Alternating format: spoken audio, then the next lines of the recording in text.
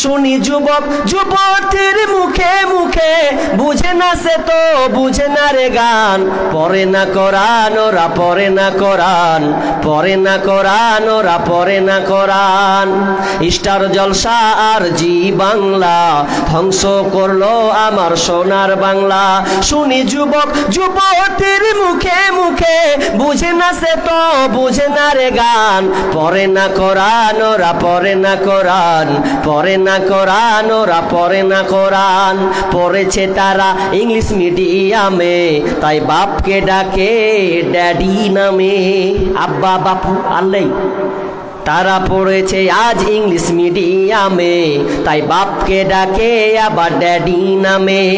Sorry sorry বললে কি আর, sorry sorry বললে কি আর, কবরেতে পাবে আসান। পড়ে না কোরআন ওরা, পড়ে না কোরআন, পড়ে না কোরআন ওরা, পড়ে না কোরআন। ইষ্টি কুটুম আর জলনুপুর, ঝগড়া ঝাঁটি সে তাই সকাল দুপুর। আমি দেখিনি, আমি শুনে বলছি কিন্তু এটা। ইষ্টি কুটুম আর জলনুপুর, ঝগড়া ঝাঁটি সে তাই সকাল দুপুর। টাপুর টুপুর গেল জলনুপুর এলো, পাখি দেখে ফাঁকি দিল মরে কত জান। পড়ে না কোরআন ওরা, পড়ে না কোরআন, পড়ে না কোরআন ওরা, পড়ে না কোরআন। ওরা ধর্ম কর্ম ছাড়তে পারে, ওরা নামাজ রোজা ছাড়তে পারে, ছাড়বে না হিন্দি সিরিয়াল।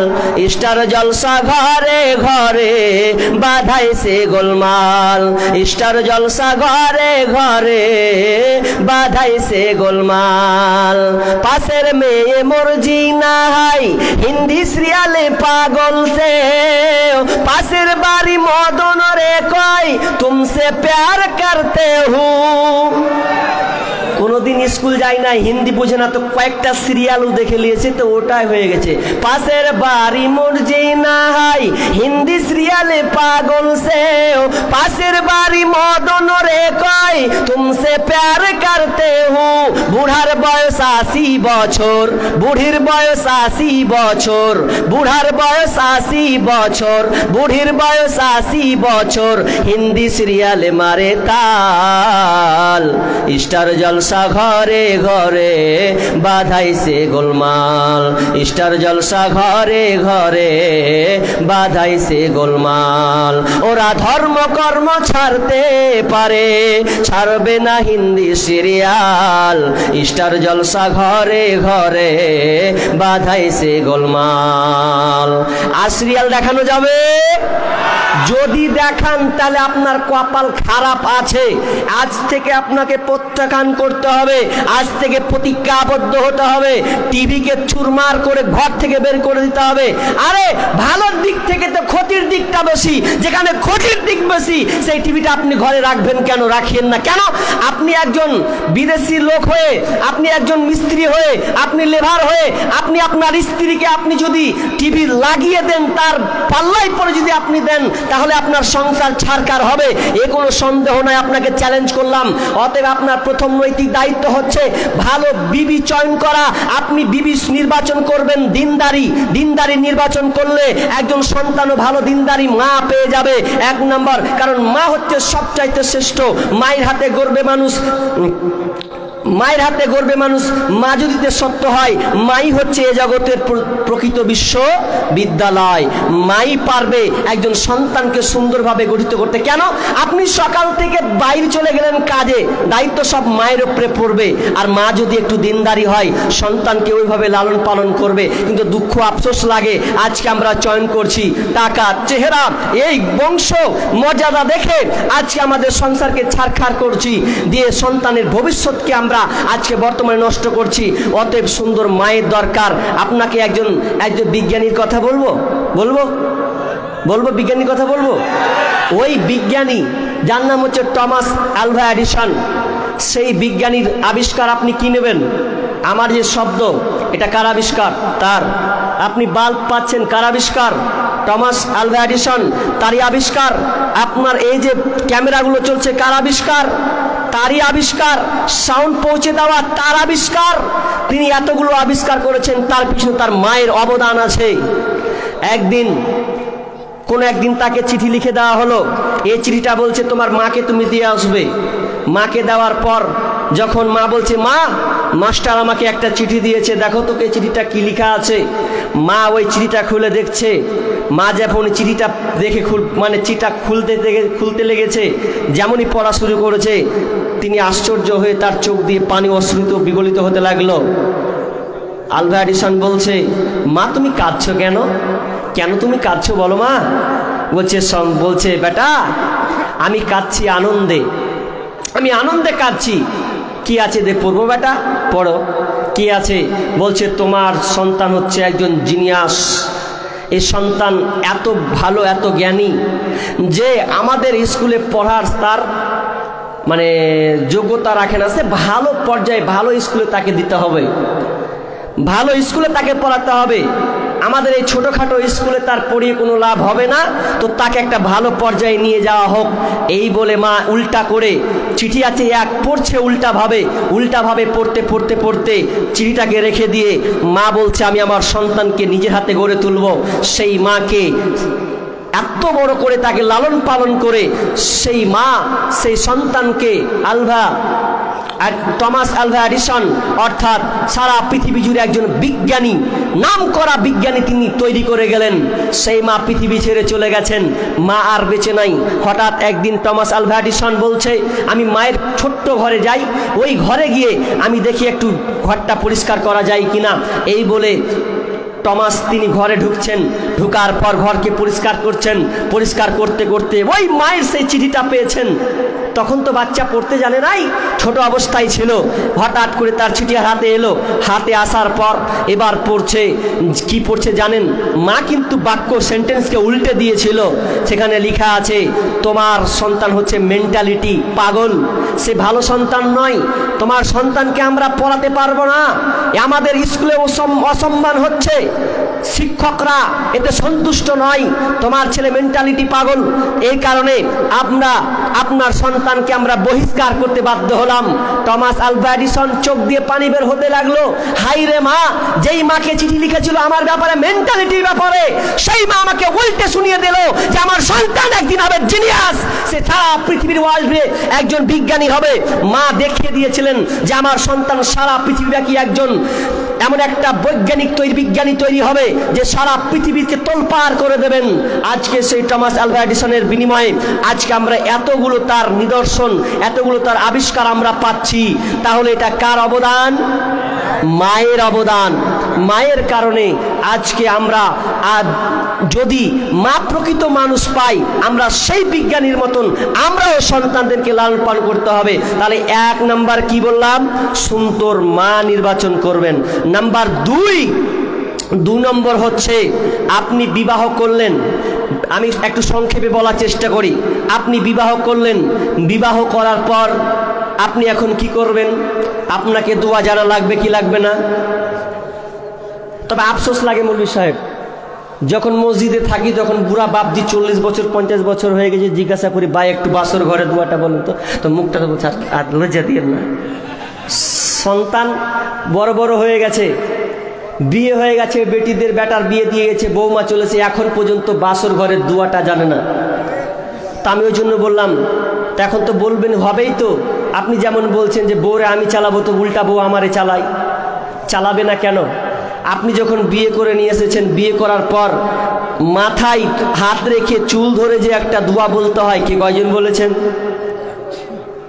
এখানে ভাই একজন আছেন, মাশাআল্লাহ। তো এই দোয়াটা আমরা প্রায় লোকই এটা জানি না। জানি আল্লাহুম্মা ইন্নী আসআলুকা খায়রা ওয়া খায়রা মা জাবালতা আলাইহি ওয়া আউযু বিকা মিন শাররিহা ওয়া শাররি মা জাবালতা আলাই। এই দোয়াটা আমরা কজন জানি? তবু একটা ছোট্ট একটা দোয়া, অথচ এই দোয়া আমরা মুখস্থ করি নাই। এরপরে আপনাকে কি করতে হবে? 2 রাকাত স্বামী স্ত্রী একসাথে সালাত আদায় করতে হবে। নফল সালাত আদায় করেছি, করেন নাই তো করবেন কি করে? আপনিও যে আপনার স্ত্রীও, তাই জন্য আমি আগে বলিনি, এবার আজকে 2 বার বলা হবে, আমার কথাটা ভিডিও রেকর্ড হবে।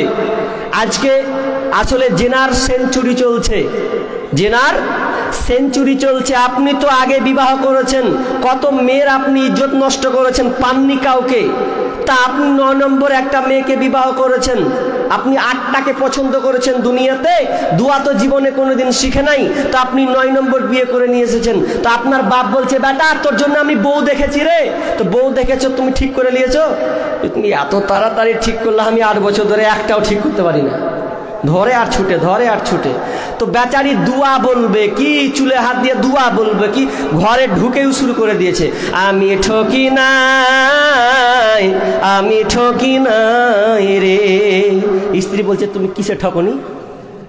এখন বাসর ঘর, সুন্দর কথা বলবো, দুটা কথা বলবো, হ্যাঁ আপনার দোয়া হবে, হ্যাঁ মানে তোমার জীবনী আমার জীবনী এক অপরকে আলোচনা করবো, তো তুমি শুরু করে দিলা আমি ঠকি নাই, আমি ঠকি নাই রে, তুমি আমার 9 নম্বর বিবি রে।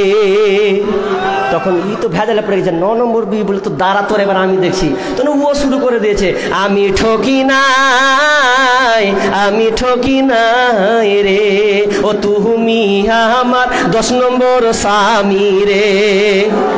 লে এবার ঠেলা। তো দুজনে ভেজালে পড়ে গেছে যে আমি ঠকলাম, তো তুই ফের আর 10টা পাস করে নিয়ে এসেছিস। বাসর ঘরের দোয়া বলবে কি, অথচ ছোট্ট একটি দোয়া, বিসমিল্লাহি আল্লাহুম্মা জান্নিবনাশ শাইতানা ওয়া জান্নিবিশ শাইতানা মা রাযাকতানা, এই দোয়াটা আপনি করবেন, আপনি নিজেকে শয়তান থেকে বাঁচার চেষ্টা করবেন, এবং পৃথিবীতে যেটা ডেলিভারি হবে ওই সন্তানের জন্য আপনি শয়তানের কুমন্ত্রণা থেকে আপনি আশ্রয় চাইবেন আল্লাহর কাছে। এই দোয়া আপনার নাই, আপনি বাসর ঘর করেছেন, একদিন আপনি দোয়া বলেন নাই, আর ওই সন্তান যদি পৃথিবীতে আসে, ওই সন্তান আপনার কথা শুনবে শুনবে না। তা আপনি দোয়া কি তো মুখস্থ করেননি, কখন করবেন? তাহলে আপনাকে প্রথম বিবি নির্বাচন করতে হবে, তারপরে আপনার মেল টার্গেট। যারা এখনো বিবাহ করনি, তোমার এখনো সময় আছে, আর যারা বিয়ে করেছেন আল্লাহর কাছে তওবা করেন, আর ঝাঁটা খেতেই থাকেন, কিছু করার নেই। কিন্তু বাকি যারা এখনো বিবাহ করনি, এই 2টা জিনিস মুখস্থ করাই লাগবে। তারপরে কি সবচেয়ে আফসোস লাগে কি জানেন, যে বিয়ে করার পর, মিলন হওয়ার পর, যে বাসর ঘর হওয়ার মানে স্বামী স্ত্রী মিলন করার পর যে আমাদের ফরজ গোসল করতে হবে, এটা আস্তে আস্তে প্রায় বিলুপ্ত হয়ে গেছে। কেন বলে জানেন?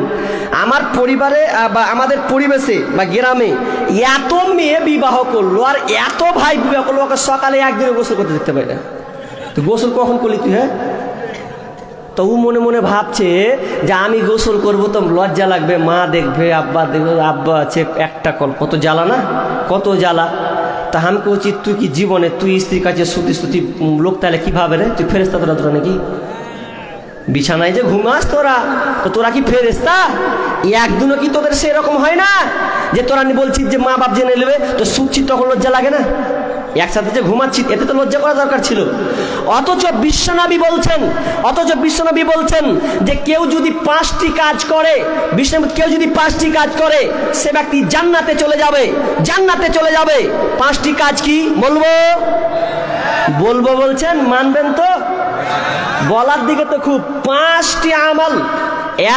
এক, যেই ব্যক্তি প্রতিদিন 5 ওয়াক্ত সালাত, রুকু সেজদা ঠিক মতন আদায় করবে, প্রতিদিন সঠিক মতন 5 ওয়াক্ত সালাতকে সে আদায় করবে, সে ব্যক্তি জান্নাতে যাবে। নাম্বার 2, যে ব্যক্তি রমজান মাসের রোজা পালন করবে।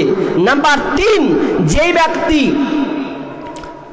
যার অর্থ সম্পদ, টাকা কড়ি পয়সা আছে, সেই যার জাকাত দেওয়ার সামর্থ্য হলে সে জাকাত আদায় করবে। এবং 4 নম্বর হচ্ছে, সে যদি হজ করার তার সামর্থ্য থাকে তাহলে তাকে হজ করতে হবে।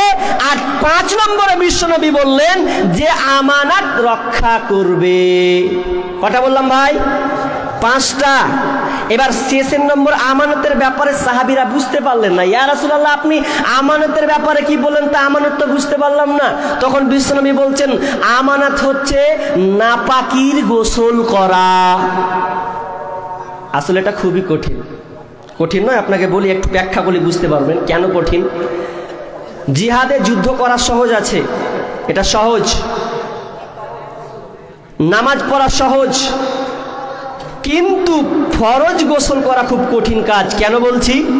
এই জন্য কঠিন কাজ যে আপনি এই যে ঠান্ডার মৌসুম চলছে, এই ঠান্ডা মৌসুমে যদি বাই চান্স বাথরুম টয়লেট এগুলো যদি ব্যবস্থাপনা না থাকে তো ওর কপাল খারাপ। আর যারা পুকুরে গোসল করে ওদের তো আরোই চলবে না, কে 12টা 1টার সময় পুকুরে যাবে এ নিয়ে তার টেনশন শুয়ে, হারে কে দেখে ফেললে আমার সর্বনাশ হয়ে যাবে। নাপাকির গোসল করা এত কঠিন কাজ, অথচ বিশ্বনবী বলছেন কেউ যদি এটা করে দেয় তাহলে তার জন্য জান্নাত, সে জান্নাতে চলে যাবে। কিন্তু আমরা নাপাকির গোসল কয়জন করেছি? করি না, লজ্জাবোধ মনে করছি। অনেক সময় স্বপ্ন দোষে লজ্জাবোধ করি, অনেক মায়ের অনেক বোনের পিরিয়ড হলে লজ্জাবোধ মনে করি যে আজকে আমার পিরিয়ড হয়েছে, এখন রাত্রে মাগরিবে হয়েছে, গোসল করব কি না হবে। মা জিজ্ঞাসা মানে মায়ের কাছে হয়তো কেমন লাগবে, আব্বা আছে এটা কেমন লাগবে, এই টেনশন আপনার শুরু করে। অথচ এটা আপনার আমানত, এটা হচ্ছে আপনার আমানত। এই আমানত আপনাকে রক্ষা করতে হবে। না পাকি আজকে বর্তমানে আমরা প্রায় লোক, ছেলেরা মেয়েরা পর্যন্ত 8টা 10টা 11টা পর্যন্ত, দুপুর পর্যন্ত সে নাপাক অবস্থায় থাকে, কিন্তু সে পবিত্র হচ্ছে না। আশ্চর্য লাগে। এগুলো আপনি কখন করবেন? তাহলে কি করলাম? ফরজ গোসল করা লাগবে। তারপরে নাম্বার 4 নাম্বার হচ্ছে যখন আপনি মিলন করলেন, মিলন করার পর আপনি আল্লাহকে বলবেন রব্বি হাবলি মিনাস সালিহিন, আল্লাহ তুমি আমাকে নেক সন্তান দান করো। আমরা সন্তান চাই, কিন্তু কি চাই? আল্লাহ একটা আমরা সন্তান দাও, কিন্তু কোনোদিন বলি ভালো সন্তান দাও? বলি না। না হয় বলি ছেলে দাও, না হয় মেয়ে দাও, কিন্তু কোনোদিন বলি না রব্বে হাবলি মিনাস সালিহিন, আল্লাহ তুমি আমাকে নেক সন্তান দান করো। এটা আমরা চাই না। বরং আজকের মানুষ বড়নি মহারাম, আল্লাহকে বাদ দিয়ে দোয়া করবে কি? তারা মাজারে চলে গেছে, মাজারে গিয়ে তারা বলছে, আজকালকার মেয়েদের তো বলাই যায় না, মেয়েরা মাজারে গিয়ে সন্তান চায় কি চাই না? আপনাদের এদিকে চাই না? না, আমাদের ওইদিকে চাই। আমি পরশুদিনকে একটা কথা শুনেছি, আপনার হেসে মরে যাবেন।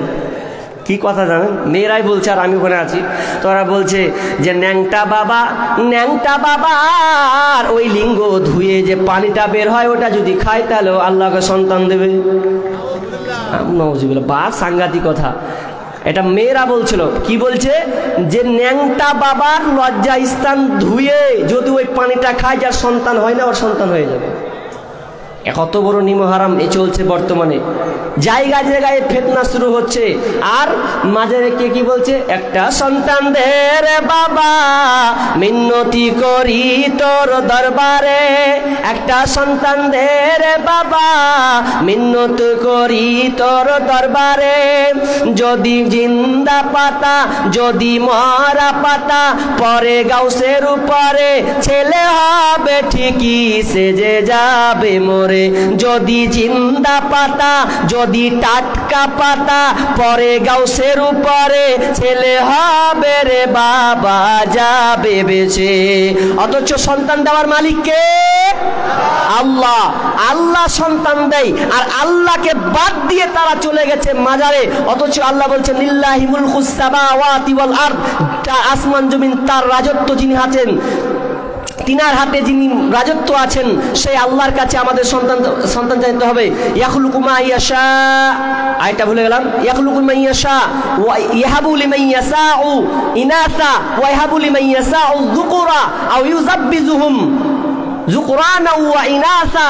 আল্লাহ সুবহানাহু ওয়া তাআলা বলছেন, আমি যাকে পুত্র সন্তান দান করি, আমি কাউকে পুত্র দিই, আবার কাউকে কন্যা দিই, আবার কাউকে পুত্র সন্তান দান করি, আবার কাউকে পুত্র এবং কন্যা উভয় দান করি, আবার কাউকে আমি বন্ধা করে দিই, বাঁধা করে রাখি। এটা আমার হাতে, একমাত্র আমি ছাড়া পৃথিবীর কেউ এটা দিতে পারে না। অথচ আমরা আজকে আল্লাহকে বাদ দিয়ে আমরা মাজারে তাবিজ ঝুলিয়ে আর কিছু করে আমরা সন্তান চাচ্ছি। অথচ ইব্রাহিম আলাইহিস সালাম একজন নবী হয়ে আল্লাহকে বলছেন রব্বি হাবলি মিনাস সালিহিন, হে আল্লাহ তুমি আমাকে একটা নেক সন্তান দান করো, নেক সন্তান তুমি আমাকে দাও। তাহলে আমরা কি করব? সন্তান কার কাছে চাইতে হবে? আল্লাহর কাছে চাইতে হবে। এরপরে আমি চটচট করে কাটছি, অসুবিধা নাই। এবার সন্তান হলো, এবার সন্তান হওয়ার পরে আপনি তার জন্য কি করবেন? সন্তান যে পৃথিবীতে আসলো, তা আসার পর কি করবেন? অথচ বিশ্বনবী বলছেন কুল্লু গুলামিন রাহিনুন বিআকিকাতিহি, বিশ্বনবী বলছেন যখন একটা সন্তান পৃথিবীতে আসে, এটা সন্তান তার কি আকিকার সাথে সম্পৃক্ত থাকে, আকিকার সাথে সম্পৃক্ত থাকে। এই সন্তান যখন পৃথিবীতে আসবে তখন তাকে কি করতে হবে? সপ্তম দিনে একটি পশু জবাই করে দিতে হবে, পশু জবাই করে দিতে হবে। পশু কিন্তু আমরা জবাই করি কখন জানেন?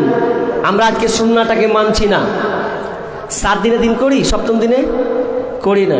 ফতুয়ালায় মৌলভী সাহেব 10 দিন পর করা যাবে না, 1 মাস পর করা যাবে না, কেন আপনি এটা করবেন কেন? অথচ সুন্নাহ হচ্ছে 7 দিনে সপ্তম দিনে করা। সপ্তম দিনে আপনার সন্তানের জন্য আপনি 2টি পশু আপনি কি করবেন? কুরবান দিবেন। কিন্তু আমরা এটা করি না, 14 দিন 80 দিনে ঘাটা তাকাই। আর আমি চটচট করে বলছি, ব্যাখ্যা করছি না। তারপরে কি বলছেন বিশ্বনবী? বলছেন এরপরে তুমি সন্তানের মাথাকে নাড়িয়ে দাও, মাথাটাকে নাড়িয়ে দাও। ওয়াইহুলাকু রাসুহু, তুমি তার মাথাটাকে নাড়া করে দাও। ওয়ায়ুসাম্মা, এবং তার জন্য তুমি একটা কি করো? সুন্দর নাম রাখো। আমরা নামের দিক দিয়ে খুব পিছিয়ে আছি। ভালো নাম আমাদের পছন্দ হয় না, বলি আবু বকর রাখেন তো রাখি না, ওমর রাখেন রাখি না।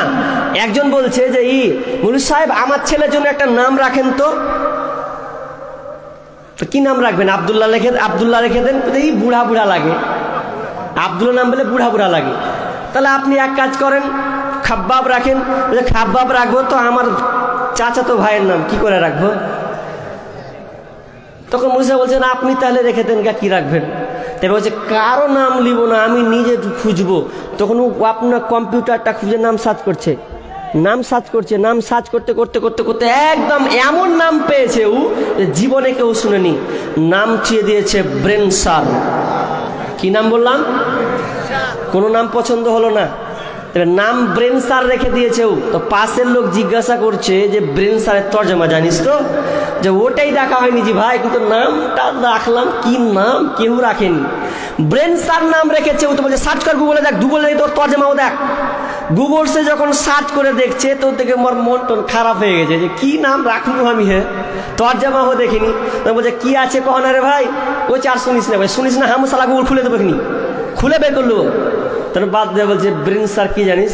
ব্রেন সার মানে হচ্ছে ইংল্যান্ডের একটা পুলিশের একটা পালিত কুকুর ছিল, ওই কুকুরটার নাম হচ্ছে ব্রেন সার। তো ভেজালে পড়ে গেছে, ব্রেন সার নাম রাখতে কোনো কুকুরের নাম দিয়ে ব্রেন সার নাম, ভারী মুশকিলে পড়ে গেছে। কি করা যায়? তো নাম রাখবেন, আপনি চয়ন করবেন। একজনের নাম রেখেছে কি জানেন? বুলেট। ছাক্কাস নাম পেয়েছে ও। পুলিশ যখন ধরেছে তোকে বলছে, ম্যাগাজিনের খবর বলছি, ও যখন বলেছে বুলেট, তুই তো মাথা খারাপ ছিল, বুলেট নাম রেখেছে তো আকামকুম করবেই। তোর তো বাপকে ডাক। ওর বাপকে যখন ডেকে সে বলছে আপনার বেটা আকামকুম করেছে, কি করে মানুষ করছেন? তা আপনার ছেলের নাম কি? বলছে বুলেট। বলছে এই এক কাজ করবে, এই ছেলেটাকে ছাড়, ওর বাপকে ভর জেলে। নাম রেখে দিয়েছে বুলেট, উল্টা পাল্টা নাম রাখবেন। ভালো নাম, অর্থবহ অর্থাৎ অর্থর সঠিক যেটা ভালো আসবে সেটা দেখে আপনি নাম রাখবেন। তা আফসোস নাম রেখে দিচ্ছে পিন্টু, সেন্টু, বল্টু, লালটু, ফালটু। এগুলো কোনো নাম হলো গো? এখন অনেকের আছেন তো রাগ করছেন, হয়তো রাগ করিয়েন না ভাই। নামগুলো ভালো রাখেন। আল্লাহ তাআলা প্রত্যেক ব্যক্তিকে বিচারের দিন কিয়ামতের দিন নাম ধরে ডাকবেন, তো নামটা অন্তত ভালো রাখেন। আমি একটা আপনাকে জয়ীফ হাদিস বলি, যেটা ওখানে শিক্ষা আছে। আগে বলেছি জয়ীফ হাদিসটা। একজন সাহাবী, একজন লোক তার বেটার উপরে মানে নালিশ করতে এসেছে যে বেটা আমাকে মেরেছে। ওই লোকটা আমিরুল মুমিনের কাছে গিয়ে বলছেন, আমিরুল মুমিনিন খলিফাতুল মুসলিমিন, আমার সন্তান আমাকে আজকে মেরেছে, আমাকে মারধর করেছে, আমার সন্তান আমার সঙ্গে খারাপ অন্যায় আচরণ করেছে। এবার আমিরুল মুমিনিন বলছে, দেখো তোমার ওই সন্তানকে, কেন তোমাকে মারা হলো, এর বিচার তো করতেই হবে। এবার ওই সন্তানকে ধরা হলো। সন্তানকে ধরার পর এবার ওই আমিরুল মুমিনিন উমর বিন খাত্তাব রাদিয়াল্লাহু তাআলা আনহু ওই ছেলেটাকে জিজ্ঞাসা করছেন, বলো কেন তুমি তোমার বাপকে মেরেছ? এবার ওই সন্তানটা বলছে, আমিরুল মুমিনিন, আপনি আমার বিচার করার আগে আপনাকে কয়েকটা আমি প্রশ্ন করব। আগে প্রথমে বলেন তো, একজন সন্তান পিতামাতার কাছে কি শান্তি পায়। এবার তিনি কয়েকটি কারণ তুলে ধরলেন। নাম্বার এক নম্বর বললেন যে তুমি একজন সুন্দর মা পাবে, তুমি সুন্দর একটা মা পাবে। তুমি 2 নম্বরে তোমার সুন্দর নাম হবে। 3 নম্বরে তুমি একজন সুন্দর শিক্ষা পাবে। এবার ওই সন্তানটা বলছে, আমিরুল মুমিনিন, আমার আব্বা মা 3টাই আমাকে দেয় নাই। আপনি বললেন সুন্দর মা পাবো, কিন্তু আমার মা দাসী, ওই দাসীর সঙ্গে এসে আপনার কিনা সম্পর্ক করে আমি পৃথিবীতে এসেছি। তো কি করে বলেন আমি তো সুন্দর মা পাই নাই। তো এই প্রভাবটা আমার মায়ের উপরে আব্বা মায়ের উপরে যে পড়েছে। 2 নাম্বারটা শুনেলাম, আমিরুল মুমিনিন, আমার যে সুন্দর নাম হবে, আমার বাপ মা আমার জন্য সুন্দর নাম রাখে নাই, নাম রেখেছে আমার নাম হাফন। কি বললাম? হাফন। আর হাফন মানে হচ্ছে চামাচিকা। চামাচিকা দেখেছেন আপনারা? দেখেননি? সন্ধ্যা হলে একদম ফুসুং করে একদম গোটা বারান্দাকে 12টা বাজিয়ে দেবো। আমাদের দিকে পারা যায় না। তো এই ছোট্ট ছোট্ট চামাচিকা, কালো ধরনের দেখতে, তো ফতুং করে খুব উঠবে খুব। তো বলছে, ইয়া রাসূলুল্লাহ, ওই চামাচিকার প্রভাবটা আমার উপরে এসে পড়েছে, আমি বাপ মাকে সেই সুনজরে দেখতে পারছি না। নাম্বার 3, আমার আব্বা এবং মা আমার জন্য যে সুশিক্ষা ব্যবস্থা করবে, এটা আমার জন্য সুশিক্ষা ব্যবস্থা সে করে নাই। আমি যে শিক্ষা পাবো, এই শিক্ষাটা আমার বাপ মা আমাকে দেয় নাই। এবার আমিরুল বলছেন, ওরে বেঈমান, বিচার কি করব? ইচ্ছা করছে তোকে আমি ঘুরিয়ে আবার লাঠি মারি, যেমন যে তোকে যে মেরেছে এটাই ঠিক করেছে। কারণ তুই সন্তানের হক তুই আদায় করিস নাই, তো কি করে তুই সন্তানের কাছ থেকে ভালো কিছু পাস? এটা কখনোই সম্ভব নয়। অতএব সুন্দর নাম রাখবেন। এবার সন্তানটা যখন বড় হয়ে যাবে, বিষ্ণু বলছেন, মুরু আউলাদাকুম বিসসালাহ, যখন সন্তানটা আপনার কিনা বয়স হয়ে আপনার আস্তে আস্তে বড় হবে, 6 বছর 7 বছর হবে, তখন ওই সন্তানকে তুমি কি করো? সলাতের ওয়াহুম আবনাহু সাবঈ সিনিনা, যখন তোমার সন্তানটা 7 বছর হবে, তখন তুমি নামাজে ট্রেনিং দেবে। ওয়াজিবুহুম আলাইহা, তাকে তুমি প্রহার করবে। ওয়াহুম আবনাউ আসরিন, যদি ওই সন্তানের বয়স যদি 10 বছর হয়ে যায়, যদি নামাজে না যায়, তাকে প্রহার করো, মারতে থাকো। ওয়াফাররিকু বাইনাহুম ফিল মাজাজি, এবং তুমি ওই সন্তানটার কি করো? যখন 10 বছর হয়ে গেছে, ওপরে চলে গেছে, তার বিছানাটাকে তুমি আলাদা করে দেবে। এই হাদিসটা আমরা কয়বার মানি? কে মানি? 7 বছর হলে আমরা সন্তানকে নামাজের কথা বলি না। স্কুল দাঁত ভেঙে দিব, টাকা মাসের মাস লাগছে, কি মনে করছিস তুই? তখন খুব বরে বাপরে, যদিও টিউশনে একটা বাদ পড়ে যায়, গালির শেষ নাই, দাঁত ভেঙে দেবো, খেতে দেবো না। অথচ সন্তানটা নামাজ পড়ছেন না, 10 বছর হয়ে গেছে, একবারও নামাজের কথা বলছে না। আপনি এই ব্যাখ্যাটা দেখেছেন? হাদিসের ব্যাখ্যাটা আপনি গবেষণা করেছেন? বিষ্ণু বলছেন 7 বছর হলে ট্রেনিং দাও। কয় বছর? 7 বছর। কিন্তু এখানে গ্যাপ কয় বছর বলেছেন? 3 বছর। 3 7 8, তাহলে 7 8 9 10, এখানে 3 বছর। 3 বছর এখানে গেল। যদি একটা সন্তানকে 3 বছর দিয়ে ট্রেনিং দেওয়া যায়, তো ওই সন্তানকে 10 বছর আর বলতে হবে না। বিষ্ণু বলছেন, যদি এরপরেও না শুনে, তাকে একটু প্রহার করো, তাকে মারো। ওয়াজরিবুহুম আলাইহা, তাহলে তাকে তুমি প্রহার করো, মারো। দেখো ওই সন্তান ঠিক লাইন ধরে নেবে। আমাদের আফসোস হয়, খুবই আফসোস, সন্তানকে যদি বলি নামাজটা উঠান না গো, ফরজের সময় হয়ে গেছে, তো বলছে ছেলে ঘুমাচ্ছে, যে কি উঠাবো, আরামের ঘুম ঘুমবে আমার ছেলে গো, সকালে টিউশনই যাবে। তো এই ব্যাপারে একটা খবর, মানে একটা সুন্দর গল্প পড়ছিলাম। গল্পটা ফের 8 তারিখে দেওয়া হয়েছিল। গল্পটা কি?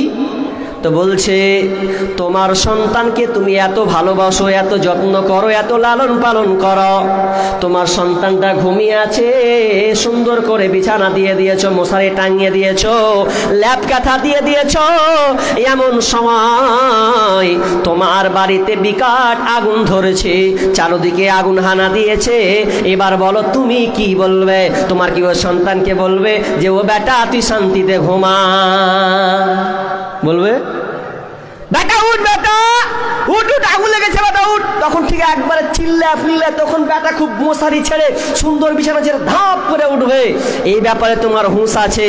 অথচ 5 ওয়াক্ত আজান হয়, 5 ওয়াক্ত সালাতের জন্য মুয়াজ্জিন আজান দেয়, আসসালাতু খায়রুম মিনান নাওম, যখন হয়ে যাচ্ছে যে তোমার বিছানার চাইতে নামাজ হচ্ছে সবচাইতে উত্তম, তখন আপনি বলছেন আমার বেটা ঘুমাক, সে সুন্দর থাক, ভালো থাক। কিন্তু দুনিয়ার আগুন যদি জ্বলে ওই সন্তানকে আপনি বলবেন না সন্তান বেটা ঘুমিয়ে যাও। আফসোস লাগে আমরা সন্তানকে সুশিক্ষা দিতে পারি নাই, 7 বছর হয়ে গেছে তাকে সুশিক্ষা দিতে পারি না, শিক্ষা দিতে পারি না, আফসোস লাগে। আজকেকার আধুনিক শিক্ষার কথা দুই একটা বললে না হয়, বলতে হয় আপনি আপনার সন্তানকে শিখাচ্ছেন ওয়াজা করে আসছে তেরে আয় আমটি আমি খাবো পেরে, হাসইতে ইঁদুর ছাড়া ভয়ে মরে, দীর্ঘহিতে ঈগল পাখি পাছা ধরে, এরকম শিখাচ্ছেন আপনি। অজাগর আসছে তেরে প্রথম ভয় খেলিয়ে দিচ্ছেন কার? অজাগরের ভয়। আমটি খাবে কার? বাপের আর খালুর। আম পারবে ওই জিনিসটা আপনি শিখাচ্ছেন। অথচ আপনি আপনার সন্তানকে বলেন না চলো উজু করে উজু করে নামাজ পড়ি, এই শিক্ষা আপনি আপনার সন্তানকে দিতে পারেননি। আপনি আধুনিক শিক্ষা দিচ্ছেন আর ভালো আশা করছেন যে আমার সন্তান ভালো আশা করবে। একটা লোকের কথা বলবো, শেষে যদি উঠেন তো বলবো না, যদি থাকেন তো বলবো, সেটা খুব ইম্পর্টেন্ট, সেটা এখন বলছি না। তা আপনার সন্তানকে আপনি দিনই শিক্ষা দিচ্ছেন না, আপনি তাকে শিক্ষা দিচ্ছেন কি? অঙ্ক, সুদের। আপনার ছেলে স্কুল গিয়ে কিসের অঙ্ক করে? সুদ, চক্রবৃদ্ধি হার, এই সুদ চক্র তাকে শেখানো হয়। আপনার ছেলেকে শেখানো হয় না যে বেটা আজকে জোহরে 4 আসরে 4 রিকাত, বলো যোগ করলে কয় ওয়াক্ত হচ্ছে। এই শিক্ষা আপনি আপনার সন্তানকে আপনি দেননি। আপনার সন্তানকে আপনি কবিতা শিখিয়েছেন, হাট্টি মাটি ডিম তারা মাঠে পারে ডিম, তাদের খাড়া দুটো সিং ভেজে আছে। কোন পাখির খাড়া দুটো সিং আছে? আপনি তো ভুল শিক্ষা দিয়েছেন আপনার সন্তানকে, শেখান নাই। আপনি তো ভালো শিখান না। আর ছোটতে শিখেছিলাম আপুর আম বাপুরে, কোথা যাস বাপুরে, আই বাবা দেখে যা, দুটো সাপ রেখে যা, যে সাপের চোখ নাই মুখ নাই, মারি শুধু ফোঁস কিনা কিরকম করে না, এই যে দুয়াটা খুব শিখিয়ে দিয়েছে। বিষ নাই ফোঁস মারে তো বলে বিষ লাগবে না বলে, হ্যাঁ এগুলো আপনি আপনার সন্তানকে শিখিয়ে দিয়েছেন। কিন্তু আপনি ওই সূরা ফাতিহার যে কাজী নজরুল ইসলাম শিখাচ্ছে, অনন্ত অসীম ও প্রেময় তুমি বিচার দিনের স্বামী, যত গুণগান হে চিরমহান তোমারই অন্তর্যামী, এই কবিতাটা আপনি শিখান নাই। এই না শিখার কারণে আপনি আপনার সন্তানকে আপনি ঘুমাচ্ছেন, ঘুমানোর যেমন বলছেন হেই হালার পহালা ঘুমাবি, তো দিবত ফাটিয়ে দেবো। আপনি শিখেছেন দোয়াটা যে বেটা আল্লাহুম্মা বিসমিকা আমুতু ওয়া আহইয়া বলে দোয়াটা বলতে হবে, তো না করে কইছে হালার পর ঘুমা, উঠাবো কইছে হালার পর উঠবি না, উঠ স্কুল যাবি না। দোয়াটাও শিখাচ্ছে না যে উঠার দোয়া শিখাতে হবে, এটা না। পারিয়ে দিলে দু একটা গালি দিয়ে তো সন্তানটা বড় হয়তো আপনাকে হালার পর বলবে, কিছু করার নাই। আপনি সন্তানকে আপনি কি শিক্ষা দিচ্ছেন? আপনি দুনিয়াবি শিক্ষা দিচ্ছেন।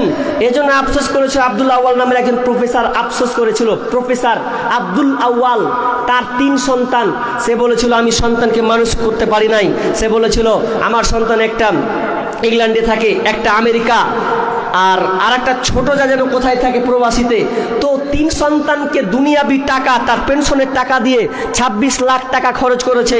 বাপ মায়ের কথা শুনে না, সে বলছে আফসোস, পারলে তুমি দুনিয়াবি শিক্ষা দিও। আমার সন্তানকে আমি অনেক কিছু তৈরি করলাম, মানুষের মতন মানুষ বানাতে পারি নাই। মনে রাখবেন, আপনি সন্তানকে আপনি শিখান। একটা কথা বলবো আপনাদের, আচ্ছা কে ছোটবেলায় কাদা খেটেছেন? কাদা খাপ্পা চুলহা তৈরি করেছেন? করি নাই? অনেকে করেছি, আমিও করেছি ছোটতে। তো ঘাপ্পা চুখা যখন আপনাকে না কাদা হাঁড়ি তৈরি করে তো ভেঙে দিলেন, আবার একটা টেলি তৈরি করলেন, কিংবা ইট করা যাবে না? করা যাবে। কিন্তু বলেন তো ওই কাদাটাকে একটা ইট করলাম বা টালি তৈরি করলাম, এবার আমি ওকে পুড়িয়ে দিলাম, পুড়িয়ে দেওয়ার পর আমি ওকে ভালো করে পুড়িয়ে সুন্দরভাবে টেলি করে দেওয়ার পর এবার ওকে ইট করা যাবে? করা যাবে না। তো আপনার সন্তান 12 বছর 14 বছর হয়ে গেছে, 15 বছর হয়ে গেছে, এতদিন পর্যন্ত আপনি শাসন করেনি, আর এখন আপনি শাসন করবেন, উল্টা তো আপনাকে শাসন করবে। আপনাকে তো করবে, পরের বেটিকে তো করছেই, ওকে উল্টা শাসন করছে। আপনাকে করবে, পরের বেটিটাকেও চালাবেও, কিছু করার নেই। তাহলে আপনি সুশিক্ষা দেননি বিধায় আজকে আমাদের এই সংসার, আমাদের এই সমাজ আজকে রসাতলে চলে গেছে। আমি আলোচনা আরো লম্বা করছি না, যেহেতু বক্তা একজন আছেন, ইনশাআল্লাহ একটু ধৈর্য করে বসবেন। তো হাদিস এখনো বাকি আছে, কয়েকটা বলি নাই। তো এখানে বেনামিতে 100 বস্তা সিমেন্ট নাকি ভাই? 100 বস্তা, আর 100 বস্তা সিমেন্ট বেনামিতে, ওই জন্য একই জন্য এটা কতটি? 100 বস্তা 1500 টাকা। আর ও একজনই, এটা একজনই দিয়েছেন 100 বস্তা সিমেন্ট আর 1500 টাকা। লিল্লাহি তাকবীর। আল্লাহুম্মা সাল্লি আলাই আল্লাহুম্মা বারিক আলাই। আরেকজন বেনামিতে দিয়েছেন 500 টাকা, আর বেনামিতে মৃত্যু পিতার নামে দিয়েছেন 1000 টাকা। আল্লাহুম্মা সাল্লি আলাই আল্লাহুম্মা বারিক আলাই। এটা জলসাটা কিসের? জলসাটা কিসের? মাদ্রাসা না? মাদ্রাসার ভাই উঠবেন না? চাচা দানের কথা লেগে উঠে গেলেন, চাচা বসবেন, উঠিয়েন না, বসেন বসেন, দিয়েন না, আপনি টাকা দিয়েন না। একটা জিনিস কথা হচ্ছে, দেখেন দানের কথা বলতে গেলে মানুষের একটা নেচার খারাপ, যে দান বলবে পালাবো। তা আপনার তো আগে থেকে জানেন যে এটা মাদ্রাসার উন্নতিকল্পে জালসা আদায় হবে। তা আমি এতক্ষণ তো আপনাকে কোরআন হাদিসই শুনলাম, শোনাই নাই? তা আপনি আর 10 মিনিট 15 মিনিট থাকতে পারবেন না? সাহাবীদের বৈশিষ্ট্য কি ছিল জানেন? যখন আদায় করা হতো, কেউ কোথাও পালিয়ে গেছে এরকম দেখেছেন আপনি নজির? বরঞ্চ সাহাবীরা দোয়া করতেন, ইয়া আল্লাহ আমার সামর্থ্য নাই, ওই ভাইয়ের সামর্থ্য আছে, আল্লাহ তুমি তাকে দেওয়ার তৌফিক দান করো, এইরকম দোয়া করেছেন। তা আপনি ওই রকমই দোয়া করেন। আপনি যদি দিতে না পারেন আপনি দোয়া করেন, তবে উঠে যাবেন না। আর আপনার কাছ থেকে তো আমি জোর করে নিব না রে ভাই। লিবে কারা জানেন? আমাকে আফসোস লাগে, পৃথিবীতে যত ধর্মগ্রন্থ আছে, ভালো করে শুনবেন, কোন ধর্মে আপনি দেখেছেন যে এভাবে কালেকশন করা হয়? কোরআনের দাম চান। আমি দানের দিকেই আছি, আপনি চুপ করেন, চুপ করেন। কি বলছিলাম? সারা পৃথিবীতে যত ধর্ম আছে আপনি বলতে পারবেন যেভাবে আদায় করা হয়? হিন্দু ধর্মে দেখেছেন যে ওদের অনুষ্ঠান হতে গেলে আয় দে 10 টাকা 5 টাকা 20 টাকা দেয়? ওই রকম নাই। ওরা আপনার মতন অত খেপা লয়। ওরা নিজের ধর্মকে প্রতিষ্ঠা করার জন্য তারা গোপনে এত টাকা দান করে, তা আপনি ভাবতে পারবেন না। না হলে ওরা এত উন্নত মানের হয় কি করে? এত খ্রিস্টানেরা ওরা কোনোদিন সেলফি মেরে মানুষকে দেয় না, গোপনে দেওয়ার চেষ্টা করে।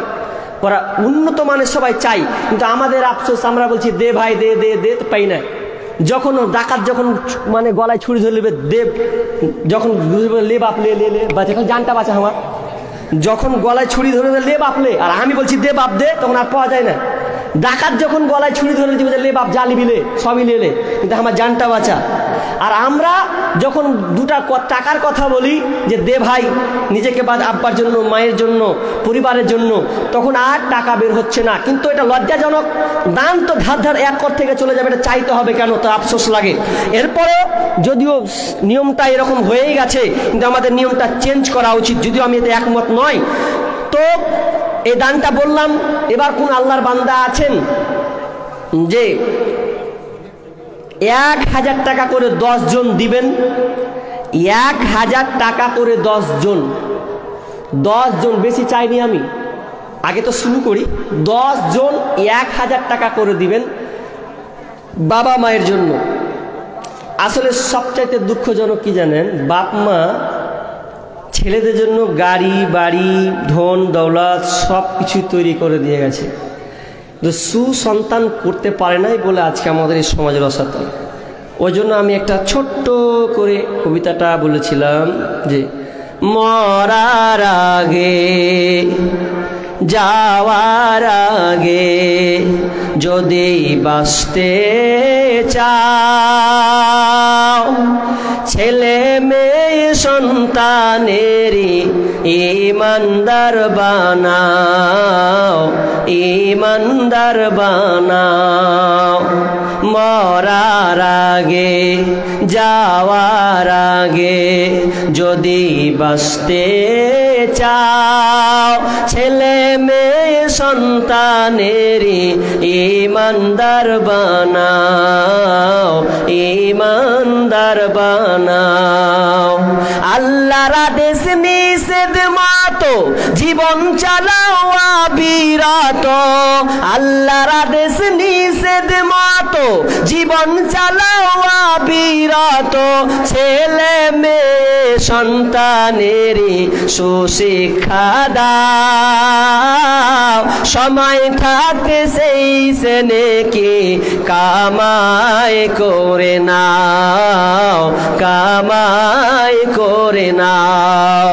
মরার আগে যাবার আগে যদি বাঁচতে চাও, ছেলে মেয়ে সন্তানেরই ইমানদার বানাও, ইমানদার বানাও। কয়টা পড়েছি? কয়জনকে ইমানদার বানিয়েছেন আপনি? আপনি সন্তানকে গাড়ি দিয়েছেন, বুলেট দিয়েছেন, বাড়ি দিয়েছেন, 10 তলা বিল্ডিং করে দিয়েছেন, মরে গেছেন। তো মরে যখন গেছেন ওই সন্তান আপনার জন্য আর দোয়া করবে না, ওই সন্তান দোয়া করবে না। কারণ মানুষ যখন মরে যায়, কি ভাই কতটি জি ভাই 1000 টাকা না, মাশাআল্লাহ, আল্লাহুম্মা সাল্লি আলা মুহাম্মাদ। একজন ভাই 1000 টাকা, একজন হলো, আর 9 জন, 9 জন। মালের ব্যাপারেই বলছি, আপনার মাল নিয়ে অহংকার। তো এই মালের ব্যাপারে আপনাকে কয়েকটা তথ্য, আজকে 2টা তথ্য জানেন, একটাও তথ্য আপনি বাড়ি নিয়ে যান। কোরআন থেকে একটা দেবো, একটা হাদিস থেকে তথ্য দেবো, নিয়ে যান বাড়ি থেকে, এখান থেকে নিয়ে বাড়ি যান। ভাববেন যদি সময় থাকে এই মাদ্রাসাকে আবার এসে রিটার্ন দিয়ে যাবেন, যে মাদ্রাসার দরকার আছে। আজকে বর্তমানে মাদ্রাসাগুলোকে উড়িয়ে দেওয়া হচ্ছে, চক্রান্ত চলছে আজকে ভারত সরকার জুড়ে। আপনি ভারতবর্ষে বাস করছেন, এরপরে আপনি বোঝার চেষ্টা করছেন না। যদি অ্যাটাক হয় মাদ্রাসার উপরেই, কেন? কারণ মাদ্রাসাতে ভালো ভালো সুসন্তান, তাদেরকে ইসলামী শিক্ষা দেওয়া হয় যাতে শান্তি বার্তা বয়ে নিয়ে আসে। সরকার কিন্তু এটা চাই না, টাকা তো দেয় না, তাই না, রহম তো করে না, বরং অ্যাটাক আক্রমণ চালাচ্ছে। আপনি মুর্শিদাবাদের লোক হয়ে, আপনি আপনার কিনা এই বহরমপুরবাসীর মানে নাগরিক হয়ে, এখানকার মানুষ হয়ে আপনি বলছেন যে আমরা মুসলমান সংখ্যায় বেশি, তো কোন সালা মারবে রে, এরকম মনে করছেন। কিন্তু বাকিগুলোর দিকে আপনি তাকান। আসাম গেলাম, আসাম যাওয়ার পর আমি জিজ্ঞাসা করলাম, ভাই আপনাদের এই বাড়িগুলো এরকম কেন? তো বলছে আমরা এখন নিরাপত্তা পাই না ভালোভাবে। আমি বলছি এত টিনের বাড়ি আর এত টালির বাড়ি কেন, এত চাটাইয়ের বাড়ি কেন? তা আমি ভাবলাম যে এটা ওদের শখ। আসলে শখ নয়, ঠেলাই পড়ে চাটাইয়ের বাড়ি করেছে তারা। কারণ সেই সরকার একেবারে জঘন্য সরকার। তাদেরকে যদি বাড়ি করা হয়, আক্রমণ, মুসলমান বলে তাদের উপরে অ্যাটাক করা হয়, তার বাড়িকে ভেঙে ফেলা হয়। কত জায়গা আমাকে ঘুরিয়ে দেখালো যে এরকম অবস্থা। আমরা নিরাপত্তা আছি, সুন্দর বাড়ি, 10 তলা 5 তলা রং করা মার্বেল সহ বাড়ি করছি। তবে মনে রাখবেন আপনার মাল 3টা। এখন বলবো আমি বানিয়ে বলছি, বানিয়ে লয়। আল্লাহ রাসূল বলছেন আবু হুরায়রা হাদিসটি বর্ণনা করছেন। আবু হুরায়রা বলছেন যে আল্লাহ রাসূল সাহাবীদেরকে জিজ্ঞাসা করছেন যে এই সাহাবীরা বলো তো তোমাদের মাল কয়টি? না, বলছে তোমরা নিজের মালকে ভালোবাসো না পরের মালকে ভালোবাসো? তো সাহাবীরা বলছেন যে আমরা নিজের মালকে ভালোবাসি। আল্লাহ রাসূল বলেন ধুর, তোমরা নিজের মালকে ভালোবাসো না, বরং পরের মালকে তোমরা ভালোবাসো। তাহলে নিজের মাল কোনগুলো রে ভাই? সাহাবীরা অন্য বুঝেছেন যে তোমরা নিজের মালকে ভালোবাসো না, বরং পরের মালকে ভালোবাসো। তোমার মাল হচ্ছে 3টা। কয়টা বলেন তো? বলে রেখে দেন। 1, যেটা আপনি খাচ্ছেন ওটা আপনার, মানে ওটা আপনার, যে খাবারটা খাচ্ছেন। নাম্বার 2, যেটা আপনি পোশাক পরে আছেন এটা আপনার। 3 নম্বর, যেটা আপনি আল্লাহ রাস্তায় জমা দিয়েছেন ওটা আপনার। বাকি দুনিয়া যা আছে সব আপনার নয়, এগুলো ওয়ারিসের মাল। ওয়ারিস বুঝেন তো? খালি মোড়ে দেখেন একবার, ব্যাটারা প্রস্তুত হয়ে আছে, 4টা ব্যাটা হবে, সদরটা আমি নেবো না, হবে 4 জন মিলে নেবো। কি ভাবছিস তুই বড় হলি তো কি হলো? ভাগাভাগি চলবে, মারপিট চলবে, ও আপনার নয়। যেমন আপনি সিট, আমি আজকে এলাম ওই বহরমপুর কোর্ট থেকে এলাম বেলডাঙ্গা অবধি। আমি একটা যে সিটে বসেছিলাম ওই সিটটা কত দূর পর্যন্ত? বহরমপুর থেকে নিয়ে বেলডাঙ্গা পর্যন্ত। এরপরে কেউ বসবে কি বসবে না? বসবে। আমার বসা শেষ, ভ্যানিস শেষ। ঠিক তেমনি ভাবে আপনারও ওই আপনার মাল নয়, এগুলো ওয়ারিসের মাল। ওটা আল্লাহ আপনাকে দিচ্ছে, ট্রান্সফার করছে, খালি পরীক্ষা করছে আপনাকে। বেনামি 100 টাকা, মৃত্যু এটা আলাদা নাকি? বেনামি এটাকে বাবা মার জন্য দিয়ে রাখা যায়, ওপরে একটা দুজন, এটা 2জন। হ্যাঁ, বেনামি 100 টাকা, আর বেনামি মৃত্যু বাবা মায়ের জন্য দিয়েছেন 1000 টাকা। বসেন, ইনশাআল্লাহ দোয়া করছি। 2 জন হলো ভাই, আরো 8 জন। আপনার মাল 3টি। আর বললাম না, কি বললাম, আজকে খানা 2টো আছে, 2 জন 1000 করে আছে না? মাশাআল্লাহ, মাশাআল্লাহ, মুবারক আলাইহি। তাহলে কয়জন হলো জি ভাই? 4টা হয়েছে। আরো 6 জন আবদার করছি আমি। মজার ইনশাআল্লাহ। আমি তো আবার, আমাকে অনেকে শিল্পী বলছে, আবার অনেকে বলছেন গায়ক বলছে, যাই বলুক। শেষে আপনাদেরকে আমি একটা গাজাল শোনাবো। উঠবেন না তো? না উঠালে ইনশাআল্লাহ থাকেন। তবে আমাকে খালি না বলিয়েন না, টাকাটা লাগবে। মানে এই দিক দিয়ে ভালো যে শুনেন আপনি, টাকাটা কিন্তু লাগবে, না হলে শোনাবো না। জায়গা 4 জন হলো, আরো 6 জন। 6 জন বাকি আছেন। কোন আল্লাহর বান্দা আছেন? মায়েরা আছে গো, না গেছে গো? আছে। মা বোন কানের দুল খুব দেয় না? মা বোন, এই যে কানের দুলটা খুলগে মা, খুব পড়লি আল্লাহর রাস্তে মাল কিন্তু তিনটা। আগে বলেছি আজকে খানা, আজকে খানা, 12 ঘন্টা পর কি হবে গো? পায়খানা। খানাই হয়ে গেল পায়খানা। এটা আপনার, কিন্তু এটা টিকলো না। খানাটা আপনার, কিন্তু খানা হয়ে গেল পায়খানা, টিকলো না। নাম্বার 2, আজকে নতুন কালকে পুরাতন। আজকে নতুন পড়েছেন, কালকে পুরাতন হয়ে গেল। আর নাম্বার 3 নাম্বার হচ্ছে কোনটা আপনার, কিন্তু এই দুটা টিকলো না, দুনিয়ায় ভ্যানিশ, শেষ। কিন্তু একটা জিনিস টিকবে, সেটা হচ্ছে এই যেটা আপনি আল্লাহর রাস্তায় জমা দিবেন ওটাই থেকে যাবে। বাকি দুনিয়ার যত সম্পদ আছে, ধন সম্পদ, আপনার একটাও থাকবে না, সব অরিসের নামে লিস্টে চলে যাবে, আপনার একটা টাকাও সেখানে থাকবে না। ঠিক ভুল বললাম? ঠিক। কিন্তু আফসোস লাগছে তো, দুনিয়ার গর্ব করছে আমার 10 তলা বিল্ডিং, আমার 5 তলা, এই গর্ব করতে করতে ফটো তুলে দিয়েছে। গর্ব করতে করতে মানে এমন এর মানে একটা খ্যাপা লেয়ার খ্যাপা ও কয়েছে সিমেন্ট লিয়াই তুলবি তো, কাম করছিস খ্যাপা ব্যাটা টাইপের তো, আর মানে বাপের টাকাতে খুব অ্যাস করছে। তো লিয়াই লিয়ে আসতে বলেছে, ও যখন সিমেন্ট লিয়ে আসেনি, কমে গেছে, মিস্ত্রি বসে আছে, বলতে বলতে করতে যা শেষ। আর পায়খানা দেখাই হলো না, পায়খানাও দেখা হলো না, মানে বকতে যেয়ে আর পটল তুলে দিলেও। দুনিয়ার বাস্তবতা বলছি আপনাকে, যেটা নিয়ে আপনি গর্ব করছেন, 10 তলা 5 তলা বিল্ডিং নিয়ে আপনি নিজেকে গর্ব করছেন। বাংলাদেশে কিছুদিন দেখলে না, প্রবাসী থেকে কয়েক লাখ টাকা পাঠিয়েছে, বাড়িতে ছিল, নতুন বাড়ি করেছে, নিউ মডেলের বাড়ি করেছে, তো বাড়ি যেদিনই জেগেছে সেদিনই ঝড়ে ওঠে একদম উল্টা পড়ে মরা গেল, বসবাস করার সুযোগই পেলে না। তা আপনি বেঁচে আছেন, এটা আল্লাহর দয়া। অতএব আপনি দান করতে শিখুন, দান কিছু কিছু হলো করতে শিখুন। কারণ আপনি এই কোরআনে একটা তথ্য আছে সূরা মুনাফিকুনের মধ্যে, যে যখন মানুষ মারা যাবে ওই সময়তে আল্লাহকে বললেন ফায়াকুল রাব্বি লাউলা আখখারতানি ইলা আজালিন করিব। আয়াতটা অনেকেই পড়েছেন। মুনাফিকুনের শেষে আয়াতটা আল্লাহকে বলবেন ফায়াকুল রাব্বি, হে রব, হে মাওলা, হে মাওলাজি, হে আল্লাহ, ফায়াকুল রাব্বি লাউলা আখখারতানি ইলা আজালিন করিব, আল্লাহ তুমি আমার সময়টা একটু বাড়িয়ে দাও, আমাকে একটু সময় দাও, একটু হায়াত দাও, যে হায়াত করলে আমি 2টা কাজ করব। বলবেন আল্লাহ আমি নামাজ পড়বো, বলবেন আমি হজ করব, বলবেন আল্লাহ আমি রোজা রাখবো, কি বলবে? ফাসাদ্দাকা ওয়া আকুম মিনাস সালিহিন, আল্লাহ আমি দান করব এবং সত্যবাদীদের অন্তর্ভুক্ত হয়ে যাব। এই 2টা নিয়ে আফসোস করবে। অতএব কোন আল্লাহর বান্দা আছেন বলেন চটচট করে? তাহলে 4 জন হয়েছে নাকি?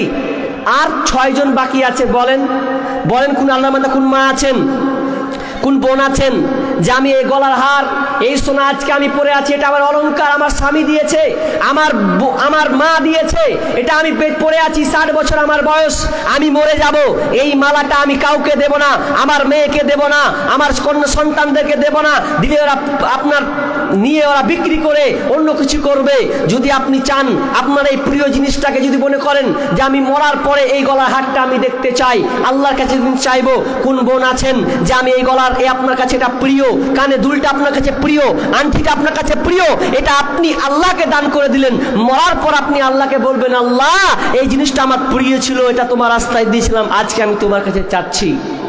এরকম কোন মা নেন, কোন বোন নেন, কোন বোন আছেন যে আপনি আল্লাহর হস্তে এই গলার হাতের বালা, কানের দুল, নাকের ফুল আপনি দিয়ে দেবেন? আসেন কোন মা আছেন?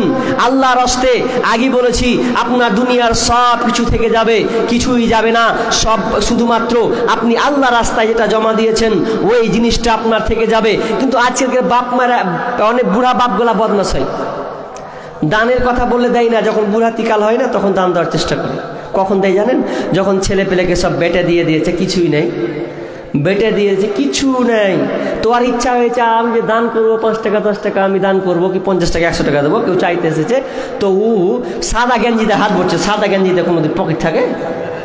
এরকম করছে, সব বেটা বেটিকে দিয়ে দিয়েছে। সাদা গেঞ্জিতে কি থাকবে জি? ওর দেওয়ার ইচ্ছা হয়েছে যে আমি কিছু দিব, দিবে না, কি করে ভাবে? তো এবার মনে মনে করছে সব তো বেটারা রেলেছে, তো বেটারাকে কহিগা থাকতে গরু বয়না হাল, তার দুঃখ সর্বনাশ, ওই অবস্থা। বাবজি এখানে বাড়ি, এখানে বাড়ি, আমি এখানে আসেন, এখানে আসেন, আমি বলেছিলাম 10 জন লোক 1000 টাকা করে দিন, তো আপনি 500 টাকা দিয়ে পালিয়েছেন। হ্যাঁ, হাপি থাকবে মানে আমার কথাটাকে খেলাপ, মানে ওয়াদা খেলাপ করে দিলাম। মানে আমি বলেছিলাম 10 জন কোন ব্যক্তি আছেন 1000 টাকা করে দিবেন, পারবে, তবুও মানুষ অনেক সময় পারবে, তবুও মানে তাকে 500 টাকাই দিই। যাকে ইচ্ছা হয়েছে 500 টাকা দিয়েছে, আমি বলছি না যে খারাপ, তার ইচ্ছা হয়েছে এটা দিয়েছে, কিন্তু আমি চেয়েছিলাম 10 জন 1000 টাকা করে, আরও 6 জন বাকি। মায়েদের কাছ থেকে কোনো দান নেই গো। আচ্ছা, আপনাদের এদিকে লক্ষ্মী ভান্ডারের টাকা দেয় না? হ্যাঁ, লক্ষ্মী ভান্ডারের টাকা আছে, মা বোন একদিনে 1 মাসে নেই না, বোন একদিন সাজলি না নেই, ওরা আবার 500 টাকা লেগে জানেন এমন সাজছে। বলেন 2000 টাকা, 2000, লিল্লাহি তাকবীর, 2000 টাকা না, নগদ না বাকি থাকবে? দিয়ে দেবেন, ফোন পে দিয়ে দেবেন, মাশাআল্লাহ। দেখেন দেখেন 2000 টাকা দেখেন। আর 5 জন বলেন, আর 5 জন মা বোন লক্ষ্মী ভান্ডারের টাকাটা দে মা একবার, খুব তো জড়ো করছিস। আমাকে ওইদিকে মাসে মাস ব্যাংকে যাবে, একদম ঠোঁটে লিপস্টিক আর কানের দুল সুন্দর কাপড় পরা, কোনটা যাবি খালা? বলছি আর কহে না বেটা, লক্ষ্মী ভান্ডারের টাকা তুলে যাচ্ছি। টাকা না তাহলে ফোন পে দাও, ফোন পে, আচ্ছা যাই হোক, দেখা যাচ্ছে ফোন পে।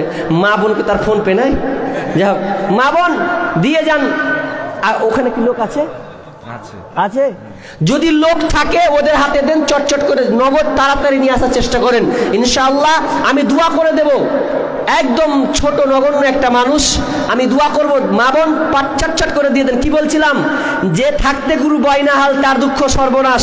টাকা ছিল তখন আপনি দান করেনি, বুড়াতিকাল খালি সাদা পকেটে হাত ভরছেন জ্ঞানজিতে। যার পকেট নাই, তো এবার আপনি বড় বেটাকে বলছেন জয়দুর রে, জয়দুর, তা কি হলো আব্বা? যে কিছু টাকা দিবি রে বাপ। তো কি করবে বুড়াতিকালে টাকা লিয়ে? তুমি টাকা লিয়ে কি করবে? টাকা লিয়ে আর কইস না বেটা, তুমি কার পাল্লায় পড়ে গেছো, টাকা দিতে যাবে, কি লাগবে সে বলো, তোমাকে দিব, টাকা দিতে হবে না। বড় বেটা চলে গেল, মেজো বেটা যদি এসে বলছে, মেজো বাকে ডাকছে জয়দুর, তা কি হলো আব্বা? বলছে কিছু টাকা দিবি রে বাপ। টাকা কি তোমার কথা, এখন আমার ট্রেন ছুটবে, তুমি টাকার কথা কইতে আসো, এখানে যাবো, আমার অফিসে যেতে হবে, তুমি থাকো বাড়িতে। বলো না, ছোট বেটা কাছে গেছে, রফিক, রফিক যখন রফিক খালি কয়েছে, খালি একবার টাকা কথা কহেনি, রফিক বলছে কি হলো, এখন খেলতে বাড়াচ্ছি, তুমি টাকা চার কথা চলে আসছে, খেলতে পারো, তোমার টাকা দেবো, দিবে না। মানে আপনি এতদিন টাকার মালিক ছিলেন, সমস্ত টাকা ছেলেরা ভাগ বিলি-বন্টন করে নিয়েছে, আপনার ইচ্ছা হচ্ছে যে আমি এখন দান করব। যদিও আপনাকে এটা মস্করা করে বললেও 12,000 টাকা আছে, সাদ্দাম হোসেন নাম। হ্যাঁ, ঠিক, সাদ্দাম হোসেন রাজমিস্ত্রি ঠিকাদার, ব্যাঙ্গালোর থেকে পাঠিয়েছে টাকাটা আমাকে। কোথা থেকে? ব্যাঙ্গালোর থেকে। ব্যাঙ্গালোর থেকে পাঠিয়েছেন? আপনার লোকজনদের জন্য দোয়া চেয়েছে। ইনশাআল্লাহ দোয়া করুন। কত আছে? 12,000 আছে ভাই। কোথায় বাড়ি? 12,000। বাড়ি কোথায়? লক্ষ্মীপুর। এইখানে আশেপাশে নাকি? এখানে। আল্লাহ মুসলিম ইনশাআল্লাহ দোয়া করে দেবো। দেখেন ব্যাঙ্গালোর থেকে পাঠিয়েছেন, 12,000 টাকা আছে। আল্লাহুম্মা সাল্লি আলা মুহাম্মাদ বারিক আলাইহি বারাকাল্লাহ। আল্লাহ তুমি দানকে কবুল করে নাও। আল্লাহ যে উদ্দেশ্যে দান করছে তার দানকে তুমি কবুল করে নাও, এবং বালা মুসিবত আল্লাহ তুমি দূর করে দাও। তো ইনশাআল্লাহ শেষে এক লম্বা করে ইনশাআল্লাহ দোয়া করবই। বলেন এখানে কয়জন হবে ভাই? এখন হয়নি, এটা তো আলাদা 6 জন, তো এখনও আর 4 জন আছেন। দেখেন মায়ের কথা মনে করে দেন না ভাই। দেখেন আপনি কিছু নিয়ে যাবেন না, সব কিছু থেকে যাবে।